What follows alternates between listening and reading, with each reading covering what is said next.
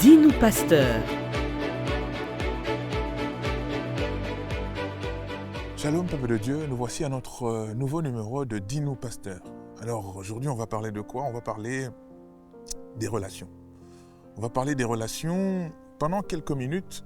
En fait, la question qui se pose, la question qui nous a été posée, c'est de savoir est-ce qu'on peut vivre sans relation? Est-ce qu'on peut se passer des autres finalement? Parce que on se dit que Dieu nous suffit. Dieu est tout pour nous, Dieu est là, il est notre tout. On le chante d'ailleurs, Jésus mon tout, mon pain quotidien. Mais est-ce qu'on peut vivre sans les autres? Est-ce qu'on peut se passer des autres? Nous sommes dans une génération où les gens font l'apologie, ou encore un discours assez dithyrambique des gens qui se sont forgés eux-mêmes, des gens qui ont gravi les échelons eux-mêmes. On le dit d'ailleurs, des self-made men, des gens qui se sont fait un nom seul. Dans l'Antiquité, même dans les temps anciens, on les appelait des homonous, par exemple en politique, les hommes nouveaux, c'est-à-dire des hommes qui accédaient à des postes élevés en politique sans ancêtre politique. C'est des gens qui arrivaient à se faire un nom sans pour autant avoir des mentors, sans pour autant avoir des gens qui leur ont montré le chemin, sans pour autant avoir des pairs en la matière. Donc, est-ce qu'on peut se passer des autres et se frayer seul un chemin? Je dirais ici non, parce que même la théorie de self-made man est fausse.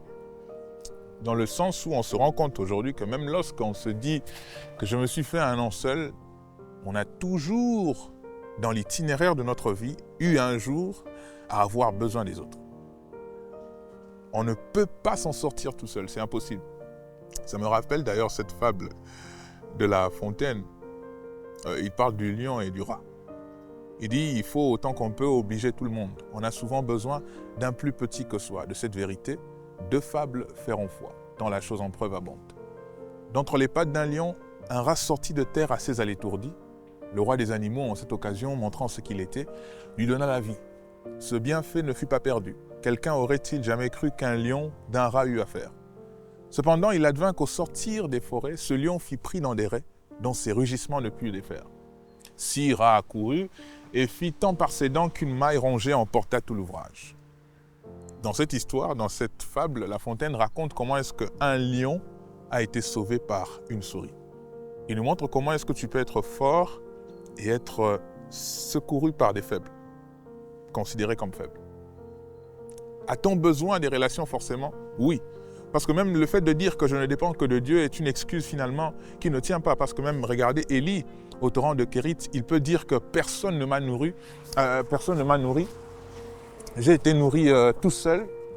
Mais vous allez voir quand même qu'il y avait un corbeau qui lui rapportait la nourriture.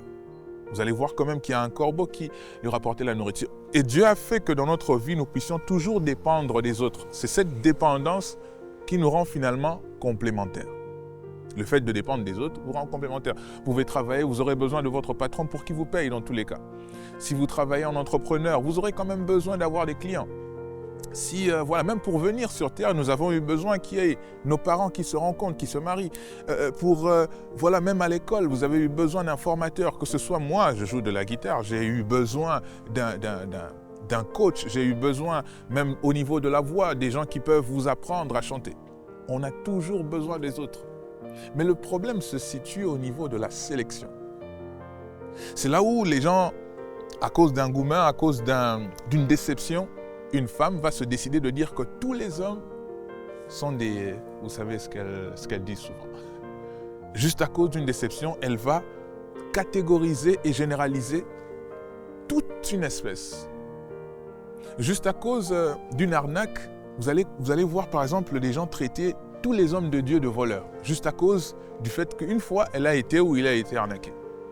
Au niveau de la sélection, au niveau des gens qui sont autour de nous, c'est là que tout se joue. Et ici, dans cette petite exhortation, ce que j'aimerais nous dire, c'est juste de nous rappeler qu'on a besoin des autres. Peu importe qui on peut être, on a toujours besoin des autres. On n'est pas autosuffisant. Même Dieu, dans sa suffisance, passe par nous pour accomplir ce qu'il a à accomplir comme dessein. Même Dieu, dans sa suffisance, passe par les hommes pour nous faire du bien. Même lorsque Dieu veut te bénir, il met devant toi, il met à côté de toi des gens qui vont, n'est-ce pas, t'accompagner comme ça dans la destinée. Pourquoi je dis que le problème se situe au niveau de de la sélection. Parce que la prière que nous serons en train de faire dans ce nouveau numéro, c'est de demander à Dieu de mettre autour de nous les gens de notre destinée, les relations de notre destinée. Ces relations qui vont te pousser à atteindre le but de Dieu, ces relations qui vont te pousser à atteindre les objectifs de Dieu. Ces gens qui vont t'accompagner. Vous vous souvenez d'ailleurs dans la Bible, on parle d'un paralytique. Lorsqu'on parle d'un paralytique, c'est celui qui n'a pas les moyens de se déplacer tout seul. C'est celui qui n'a pas les moyens de faire certaines choses tout seul. Il est limité dans sa locomotion. On dit que cet homme, paralysé qu'il était, ne pouvait pas arriver où Jésus se trouvait. Qu'est-ce qui va se passer? Ses amis vont le porter et l'emmener jusqu'où Jésus se trouvait. J'aime cette histoire parce qu'on voit comment ils ont été fervents. Ils ont été même opiniâtres et téméraires dans le sens où ils n'avaient pas la possibilité d'accéder à la pièce, dans la pièce comme tout le monde. Ils vont se faire une issue au niveau de la toiture. Tout ça pour que leur ami ait la guérison. Ça explique deux choses. La première des choses, c'est qu'ils étaient tellement convaincus que Jésus avait la solution. Parce que jusqu'au point de endommager la toiture des pauvres voisins, des pauvres personnes, de la pauvre famille qui avait accepté de recevoir Jésus, leur toiture a été endommagée. Je ne sais pas comment ils ont fait pour réparer le sinistre, mais en tout cas, la toiture avait été endommagée. La première chose, c'est qu'ils étaient tellement convaincus que Jésus avait une solution pour cette personne. La deuxième chose, c'est que c'était des amis de tous les temps. Ce type d'amis qui ne vous abandonne nullement. Peu importe la circonstance, ils se sont dit, on a le salut de notre ami entre nos mains, on va tout faire pour qu'il soit guéri. Ils ont emmené leur ami et il a été guéri. Jésus a vu non seulement la foi de cet homme, une foi qui était peut-être tacite, mais surtout la foi de ses amis. C'est important d'avoir des bonnes personnes autour de soi, des personnes qui peuvent vous porter, et c'est important d'entretenir ce genre de relations. Ne sois pas de ceux qui disent que je peux faire les choses seul. Ça, c'est un orgueil humain. Ne considère pas comme suffisant au point de penser que tu peux gravir les échelons de la vie tout seul. Ne te pense pas autosuffisant au point de penser que tu peux accomplir des choses seul. Tu as toujours besoin des choses. Tu as toujours besoin des autres. Tu as toujours besoin des gens autour de toi. D'ailleurs, on le dit, seul, on va plus vite, mais accompagné ou ensemble, on va plus loin. Dans le sens où tu peux courir, aller plus vite, mais tu vas te lasser. Mais lorsque vous allez ensemble, vous allez plus loin parce que lorsque l'un se fatigue, l'autre le relève. Lorsque l'un a froid, l'autre le réchauffe. Et il en va de même pour tout type de relation, toute forme de relation d'ailleurs que nous puissions avoir. Nous avons besoin des autres. J'aimerais nous encourager ici à laisser tomber ce postulat de se dire qui vraiment est en train de gangréner l'église, où on se dit je peux faire seul, je peux me passer d'eux. Vous allez voir que même dans la plupart de nos chansons, on a souvent cette tendance maintenant à commencer à fustiger les autres, à attaquer les autres. Ils n'ont pas voulu de moi, voilà ce que le Seigneur a fait de moi. Ils n'ont pas voulu que je puisse atteindre ce poste, voilà ce que le Seigneur a fait. Cela fait à ce que notre adoration soit corrompue, qu'il y ait une sorte de fraude dans notre adoration. Lorsque Jésus est en train de voir Nathanaël, il dit « Voici quelqu'un en qui il n'y a point de fraude ». Je me dirais ce que Jésus nous dirait en nous voyant en fait, dans notre façon de prier, dans notre façon de chanter. Tu pries pour que Dieu te bénisse, pour être une source de bénédiction pour les autres, ou tu veux te venger sur le destin, ou tu veux te venger simplement du fait que tu as voulu qu'ils t'aident et ils n'ont pas été là pour toi. Je suis en train de parler à quelqu'un, je te vois te dire « J'ai passé des temps difficiles, il n'était pas là pour moi et il ne mérite pas de manger avec moi, de manger à ma table lorsque Dieu me fait du bien. » Il est mal à propos de penser comme ça, de se dire que Dieu te bénit pour que tu commences à te venger. Dieu ne nous bénit pas pour que nous puissions nous venger sur les autres ou sur le destin. Dieu nous bénit pour que nous puissions être une source de bénédiction. La Bible dit, il te bénira et il fera de toi une source de bénédiction, comme un arbre où les oiseaux viendront manger. Et j'aimerais ici parler d'une relation même 2 ou 3 relations qui ont attiré mon attention dans la Bible. La première relation, c'est la relation entre Abraham et Lot. Abraham est l'oncle de Lot. Dieu, dans Genèse chapitre 12, va parler à Abraham, lui demander de quitter la famille de son père et aller vers le territoire qu'il lui indiquerait. Et alors qu'ils étaient sur le chemin, alors qu'ils étaient en train de travailler ensemble, alors qu'ils étaient en train de faire route ensemble, il va arriver par la force des choses que Abraham soit prospère, que Lot soit prospère. Et cela a créé une sorte de conflit, non pas entre Abraham et Lot d'ailleurs, entre les serviteurs de ces 2 derniers. Et il s'est fait que ce conflit a poussé Abraham et Lot à l'évidence. L'évidence de tout humain de se dire que si deux personnes qui marchent ensemble ne sont pas d'accord, ça ne sert plus de progresser. Ils se sont dit, voilà, vu qu'on n'arrive pas à s'entendre, vu qu'on est prospère, on peut voler de nos propres ailes. On peut se détacher. Alors que lorsque Dieu a donné cette parole à Abraham de quitter la maison de son père, Abraham a jugé nécessaire de partir avec Lot. De partir avec Lot et de faire route avec lui. Et au moment où il arrive à ce temps d'abondance, à ce temps d'opulence, l'ennemi va venir semer la graine de la division. Ils vont se décider de se séparer. Et ce qui m'intéresse ici, c'est la suite des choses. Abraham a continué à marcher avec Dieu. Lot, certainement, a continué à marcher avec Dieu. On voit, il avait encore il était encore en tout cas dans les voies du Seigneur, si pas pour ne pas dire qu'il s'était égaré totalement. En tout cas, on lui accorde encore de croire qu'il était dans les voies du Seigneur. Mais il va continuer à faire sa vie loin d'Abraham. Au point que Lot va aller se retrouver dans un territoire hostile, très hostile, non seulement pour lui, mais pour sa famille, qui va détériorer non seulement son éducation, mais l'éducation même de sa famille. Malgré tout ça, Dieu, lorsqu'il est sur le point de détruire Sodome et Gomorrhe, Abraham se souvient qu'il a une famille, il a de la famille dans Sodome et Gomorrhe. Il va commencer à intercéder pour Lot. Il a quand même, malgré la séparation, gardé le fait que je suis intercesseur pour Lot. J'ai un rôle à jouer dans la vie de Lot. De l'autre côté, on voit Lot qui évolue dans un territoire hostile. Grâce à l'intercession d'Abraham, Lot va être déplacé, illico presto, manu militari, comme on dit, par l'ange. L'ange va précipiter Lot pour le sortir de Sodome et Gomorrhe, lui, sa famille, sa femme ainsi que ses enfants. Regardez maintenant les conséquences de la séparation entre Lot et Abraham. Abraham avait reçu la parole du Seigneur, il avait la direction, il avait la houlette et le bâton. Mais Lot s'est décidé de se détacher d'une personne qui était la personne de sa destinée, qui était la connexion de sa destinée, qui était la relation de sa destinée. Parce qu'il s'est séparé d'Abraham, qu'est-ce qui se passe? Déjà, la mentalité de Sodome et Gomorrhe va réussir à s'incruster, s'imprégner et à envenimer ou encore à empoisonner la vie de la femme de Lot. Cette femme va se retrouver attachée aux choses du monde. Elle va se retrouver attachée à la mentalité, aux us et coutumes de Sodome et Gomorrhe. De sorte qu'on leur dit, lorsque vous serez en train de partir, ne regardez pas derrière. Elle va regarder derrière et c'est comme ça que se transforme en statue de sel. La symbolique n'est pas anodine. Le fait de regarder en arrière, c'est comme Israël qui quitte Égypte, mais qui a encore envie de la mentalité, qui a encore envie de revenir en Égypte, qui a encore envie de revenir à Sodome.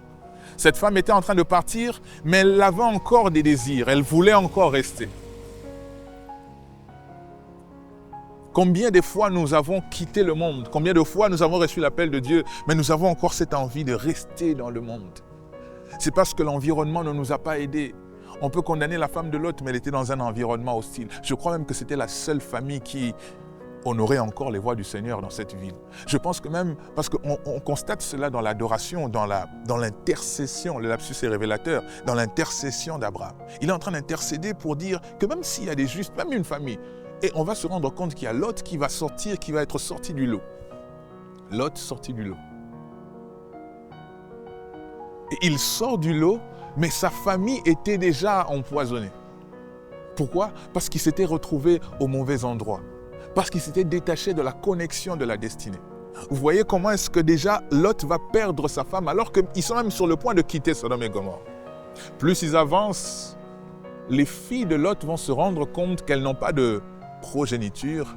Elles vont décider de sortir avec leur père pour obtenir de lui une progéniture. Encore un sacrilège.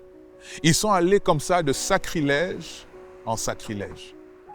Et Lot va se retrouver même, c'est comme ça qu'est née la famille des Moabites et toutes ces personnes-là qu'on a considérées comme étrangères. Parce que c'était une race finalement, permettez-moi le terme, qui n'honorait pas le Seigneur.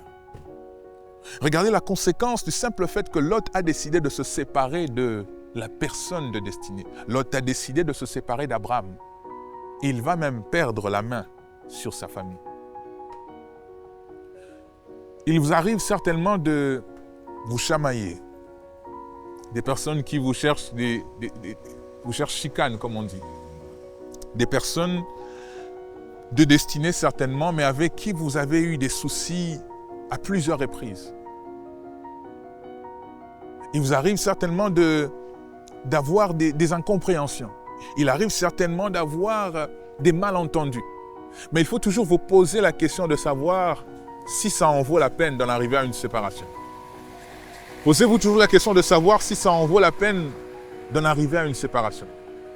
Surtout la séparation avec des personnes que Dieu vous a confiées. Des personnes qui sont comme des personnes provisions pour votre mission. Des personnes qui sont comme des provisions pour votre destinée. Oui, Dieu nous fait comprendre les personnes qu'il met autour de nous qui sont comme des personnes qu'il ne faut jamais quitter, des personnes dont il ne faut jamais se séparer. Et l'ennemi, pour vous déstabiliser, fera tout pour que vous puissiez vous détacher de ce type de personnes. Ce sont des personnes provisions. Regardez toujours avant de vous séparer d'une personne. Regardez toujours les motivations. Apprenez toujours à prendre du recul, à prendre de la hauteur. Un autre type de relation dont il ne faut pas se séparer, c'est la relation de Paul. J'aime toujours faire cette analogie, cet exemple, donner cet exemple. Nous sommes en présence de deux navires. D'un côté, il y a le navire de Paul qui est en train de faire un voyage, effectuer un voyage missionnaire. D'un autre côté, il y a le navire de Jonas. Jonas, Dieu lui demande d'aller à Ninive, il va se retrouver en train d'aller à Tarsis. Les deux navires vont connaître des pertes matérielles parce qu'il y a eu naufrage, il y a eu les vents impétueux qui se levaient. Paul, avec ses hommes, vont être sur le point de mourir, ils vont être sur le point de périr. Mais j'aime ce que Paul va dire. Il va dire « L'ange de Dieu à qui j'appartiens m'a prévenu que ceci arrivera. Il m'a prévenu qu'il n'y aura pas de perte en vies humaines. » Le fait que ces personnes qui accompagnaient Paul puissent être avec Paul a été comme une sorte de protection, a été comme une sorte de garde-fou. Parce que vous êtes avec Paul, vous serez épargnés. Parce que l'ange du Dieu à qui appartient Paul lui a prévenu que tu ne vas pas mourir, ceux qui sont avec lui bénéficient de cette alliance. Laissez-moi vous dire qu'il y a des fois des grâces auxquelles vous allez accéder seulement parce que vous êtes attaché à un homme de Dieu, parce que vous êtes attaché à une servante de Dieu, parce que vous êtes attaché à une famille, parce que vous êtes attaché à une église. Il y a comme ça des onctions qui sont répandues sur des lieux. Il y a des onctions qui sont répandues sur les familles. Il y a des onctions qui sont répandues sur des villes. Vous allez vous rendre compte, Jacob arrive sur ce territoire, sur cet hôtel que son père avait bâti, à Luz. Il se rend compte qu'il y avait une atmosphère spirituelle. Il dit, ce lieu est redoutable parce que son père était déjà passé par là. Et lui va bénéficier aussi d'une expérience, non pas parce que seulement c'était Jacob, non pas parce qu'il était violent, non pas parce qu'il avait cherché à rencontrer Dieu, non pas parce qu'il avait la soif, mais aussi et surtout parce que ce terrain-là était déjà consacré. J'aimerais dire à quelqu'un, parce que tu accompagnes Paul, tu pourras bénéficier de la grâce qui marche avec Paul. Parce que tu es soumis à l'autorité, parce que tu es soumis à l'autorité de Paul, que tu vas bénéficier de l'onction qui accompagne Paul. Ces hommes ont connu un naufrage et ils s'en sont sortis indemnes. Pourquoi? Parce qu'ils étaient avec Paul. C'est le type de relation comme le type de relation d'Abraham dont il ne faut pas se séparer. Encore une fois, j'aimerais insister ici, lorsque tu veux te séparer avec quelqu'un, prends du recul. Prends du recul, c'est très important. Mais il y a aussi malgré ça des relations dont il faut se séparer. Parce que même la Bible dit, tout arbre qui n'a pas été planté par mon Père sera déraciné et jeté au feu. Il y a des relations qu'il faut jeter au feu. Il y a des personnes qui vont te conduire dans un naufrage. Regardez l'histoire que j'étais en train de raconter, l'histoire de Jonas. Jonas est en train d'aller à un endroit qui lui est interdit. Dieu l'envoie à Ninive, il se retrouve en train d'aller à Tarsis. Et parce qu'il refuse de se conformer à la volonté de Dieu, parce qu'il refuse de se conformer à la pensée de Dieu, alors Dieu va décider d'embrouiller son voyage. Même les circonstances vont être contre lui, dans le sens où son bateau sera en train de faire naufrage. Tout ce qu'il y avait comme marchandises était en train de périr. Les hommes dans le navire ont commencé même à jeter tout ce qu'ils avaient. Et lorsqu'ils se sont rendus compte qu'en fait, le problème, ce n'est pas ce que nous avons, le problème, c'est avec qui nous marchons, ils vont se décider de jeter Jonas à l'eau, et c'est là qu'ils voient la tempête se calmer, mais ils avaient déjà perdu la marchandise. Il y a des hommes et des femmes dont tu dois te séparer, et très rapidement. Ça, c'est par révélation. Lorsque Dieu te donne des signes, Dieu t'indique le chemin à suivre, il va te demander de te séparer de certaines personnes. Quand tu refuses de te séparer de ces gens-là, il y aura une succession de pertes qui va s'enchaîner dans ta vie. Il y aura une succession de pertes qui va s'enchaîner. Pourquoi ? Parce que tu vas te retrouver avec de la mauvaise compagnie. Cette vie est une vie de relation. On fait tout avec les autres. On a besoin des autres. Ma prière est que Dieu mette sur votre chemin les hommes et les femmes de destinée. Ceux qui viendront pour vous équiper, ceux qui viendront pour remplir votre carquois. Et non ceux qui viendront pour vider vos greniers. Non ceux qui viendront pour vous détruire. Non ceux qui viendront pour vous anéantir. Je ne sais pas par combien de relations tu es passé, comme Jésus pouvait le dire à la femme samaritaine. Même ce mari avec qui tu es n'est pas ton mari. Je ne sais pas par combien de relations tu es passé. Je ne sais pas combien de déceptions tu as eues. Je ne sais pas. Mais ce que je sais, c'est que Dieu peut te restaurer. Et il peut t'ouvrir les portes de la ville pour que tu aies des connexions, les connexions de destinée. Les personnes qui pourront te porter quand tu seras amoindri par les circonstances de la vie, ces personnes que tu pourras porter et ces personnes pour qui tu pourras être une bénédiction, un arbre où les oiseaux viendront s'abriter. Je prie que Dieu fasse de toi une source de bénédiction, mais bien plus qu'il te permette d'avoir des bénédictions autour de toi. À la question de savoir est-ce qu'on peut vivre sans relation, non, on a besoin des autres. On a besoin des autres. Tu veux te marier, tu auras forcément besoin de quelqu'un. Sinon, on ne peut pas se marier tout seul, comme on arrive à le voir maintenant aujourd'hui dans ce monde, il y a tout, vous savez, il y a tout. On voit tout et de tout. Que Dieu te donne des relations, des bonnes connexions. Tu as besoin des gens. Remarquez que même Joseph a eu besoin d'une certaine manière de les chansons pour le recommander d'une certaine manière. Notre parcours est truffé comme ça des circonstances qui nous prouvent à suffisance que nous sommes dépendants des autres. C'est ce qui nous rend complémentaires. C'est une faiblesse, j'aimerais bien dire comme ça, une faiblesse positive. Que Dieu te donne les relations de destinée. Que Dieu te connecte aux bonnes personnes.